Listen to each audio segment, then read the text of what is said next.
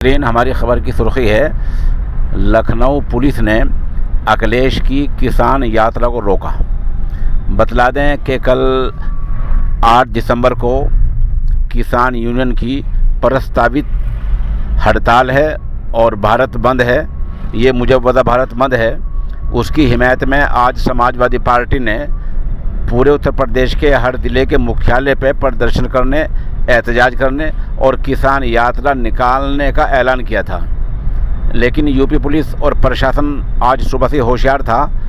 अखिलेश को खुद इस यात्रा की शुरुआत करने के लिए कन्नौज जाना था लखनऊ से, लेकिन उनको उनके घर पर रोक दिया गया है। उधर लखनऊ में जो सपा मुख्यालय है उसको सील कर दिया गया है। और एक इत्तला खबर ये मिली है कि जो वहाँ बैरिकेडेड रुकावट खड़ी की थी जहाँ पुलिस ने, वो समाजवादी पार्टी के कारकुनों ने उसको तोड़ दिया है। वो आगे निकलने की कोशिश कर रहे हैं, लेकिन पुलिस ने इन सबको रोक दिया। बहरहाल फ़िलहाल अभी दिन का जो है वो साढ़े 12 बजने जा रहे हैं और अखिलेश के जो समाजवादी पार्टी के लोग हैं वो यात्रा निकालने जा रहे थे, उन सबको रोक दिया गया है। और फिलहाल वहाँ हालात तनाव जैसे बने हुए हैं। उधर एक बड़ी खबर आ रही है कि आज दिल्ली के वज़ीर आला अरविंद केजरीवाल खुद वहाँ हरियाणा और यूपी और दिल्ली की सरहद पर पहुंचे और किसानों को जाकर हिमायत का ऐलान किया और कहा कि आम आदमी पार्टी पूरी तरह आपके साथ है। और ये भी कहा कि किसानों की जो मांग है वो जायज़ हैं। अरविंद केजरीवाल ने ये भी इंकिशाफ किया, ये भी मतलब खुलासा किया है कि कुछ दिन पहले दिल्ली के स्टेडियम को